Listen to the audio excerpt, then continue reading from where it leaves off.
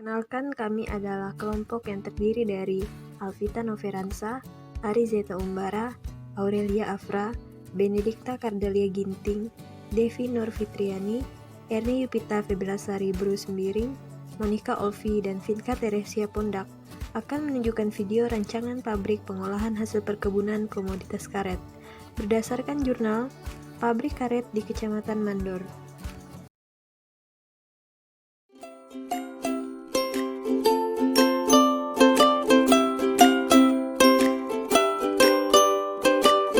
Pada bagian awal pabrik terdapat bak penerimaan yang digunakan sebagai media untuk melakukan pengenceran pada lateks dan menentukan kadar karet keringnya. Penentuan kadar karet kering menggunakan alat yang bernama metrolak. Adapun caranya yaitu sebanyak 500 cc lateks yang diambil dari tangki ditambahkan air sebanyak 100 cc dengan perbandingan 1:2. Campuran air dan lateks diaduk sampai homogen dan dimasukkan ke dalam tabung. Busa lateks yang ada di permukaan dihilangkan agar tidak terjadi kesalahan baca pada skala metrolak. Metrolak dimasukkan ke dalam tabung yang berisi lateks dan skala yang ditunjukkan pada metrolak merupakan kadar karet kering atau DRC. Selanjutnya, lateks yang telah diencerkan kemudian ditambahkan formic acid sebanyak 7,5 hingga 9 kg per ton kering pada bak pembekuan, yang terbuat dari aluminium dengan panjang 3 meter, lebar 0,72 meter, tinggi 0,39 meter, dan kapasitas bak 650 liter per bak. Adapun pada rancangan pabrik karet ini, tersedia 40 bak pembekuan. Setelah proses pencampuran telah dilakukan, lateks pada bak pembekuan kemudian diberi sekat dengan jarak antar sekat adalah 10 cm. Dalam setiap bak terdapat 74 sekat dengan hasil lateks beku sebanyak 75 buah. Lateks yang telah beku kemudian masuk ke proses penggilingan dengan tujuan untuk mengeluarkan air dari lembaran sheet, menghilangkan atau membuang lendir yang terdapat di permukaan lembaran, dan menipiskan lembaran sheet hingga mencapai ketebalan 2-4 mm. Proses penggilingan dilakukan dengan gilingan sheet dengan konstruksi yang terdiri dari 6 buah roll yang disebut 6-in-1. Gilingan roll 1 sampai roll 5 licin, dan roll 6 memiliki roll berbunga yang berfungsi agar lebih mudah dalam pengeringan dan tidak lengket bila ditumpuk. Hasil sheet yang sudah mengalami penggilingan kemudian masuk ke dalam bak air pencucian terakhir lembaran sheet. Lembaran karet yang diperoleh kemudian dikeringkan di udara bebas selama 2 jam dengan cara menggantungkan lembaran karet pada deretan bilah-bilah kayu tempat penirisan dengan tujuan untuk mengurangi kadar air sehingga dapat mempercepat proses pengeringan di dalam kamar asap. Pada proses pengeringan di dalam kamar asap, lembaran karet akan dikeringkan pada lori pengeringan dengan kapasitas kurang lebih 500 kg per lori. Proses pengeringan lembaran karet menggunakan pengeringan sistem pengasapan selama 5 hari. 3 hari pertama, proses pengeringan dilakukan di dalam kamar basah dengan suhu 50 derajat Celcius. Dalam pengeringan kamar basah, terdapat limbah cair yang keluar dari parit-parit kamar, akan tetapi tidak banyak. 2 hari selanjutnya, proses pengeringan dilakukan pada kamar kering dengan suhu 60 derajat Celcius. Bahan bakar yang digunakan yaitu kayu karet yang masih basah. Limbah dapur yang dihasilkan dapat dibuang di sekitar area pabrik, digunakan sebagai pupuk tanaman dan untuk urukan tanah. Lembaran karet yang telah kering kemudian disortasi. Proses sortasi ini dimulai dari cutting, yaitu pemisahan terhadap karet yang kurang matang atau bergelembung.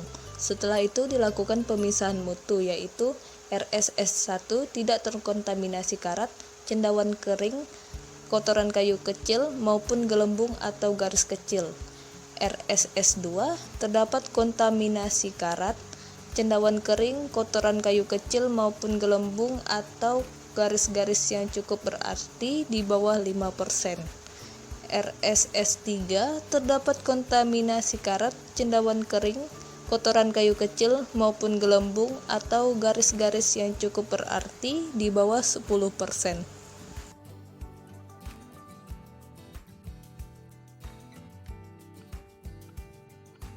Setelah pemisahan mutu, selanjutnya dilakukan proses pengepresan menggunakan mesin hidrolik dengan ukuran karet 50 x 50 x 50 cm.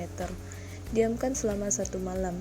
Selanjutnya dilakukan proses pengepakan agar karet terlindungi dari kontaminan maupun kerusakan. Proses pengepakan harus dilengkapi dengan proses peleburan agar setiap bal yang satu dan yang lainnya tidak lengket, serta melindungi dari jamur. Berat setiap bal yaitu 113 kg. Setiap bal yang sudah siap dan sudah selesai dikapuri, diberi tanda pengenal untuk akhirnya disimpan di dalam gudang penyimpanan sambil menunggu delivery order atau DO. Pada gudang penyimpanan, penumpukan dan pengumpulan seed bal dikelompokkan menurut jenis mutunya dan tidak dibenarkan dalam satu tumpukan terdiri dari beberapa jenis mutu.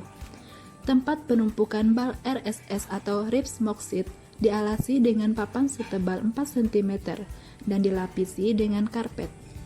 Selama penyimpanan di gudang, sebelum dipasarkan, bal ditutup dengan terpal plastik. Kondisi gudang penyimpanan bagian dalam harus bersih. Perlu diatur agar sendal dan sepatu dilepas ketika masuki gudang produksi. Tahap akhir dalam rancangan pabrik karet adalah kolam limbah, di mana ada 3 tahapan pengolahan limbah pada kolam yang harus dilewati, yaitu yang pertama adalah kolam inet, yang berukuran 100 x 30 x 5 meter dengan fungsi sebagai pengolahan limbah tahap awal dengan penggunaan tanaman seperti enceng gondok untuk mengendalikan kadar. Pada saluran dipasang pipa dengan diameter 30 cm. Selanjutnya masuk ke kolam aerobik yang berukuran 60 x 35 x 5 meter dengan fungsi sebagai pengolahan limbah tahap selanjutnya dengan penggunaan air rotor terdiri dari 2 unit dengan prinsip kerja penggunaan baling-baling untuk menghasilkan gelembung udara yang sangat dibutuhkan mikroorganisme bakteri berkembang. Pengolahan limbah selanjutnya melewati kolam outlet yang berukuran 100 x 30 x 5 meter dengan fungsi sebagai pengolahan limbah tahap akhir dengan penggunaan tanaman seperti enceng gondok untuk mengendalikan kadar. Pada saluran dipasang pipa dengan diameter 30 cm.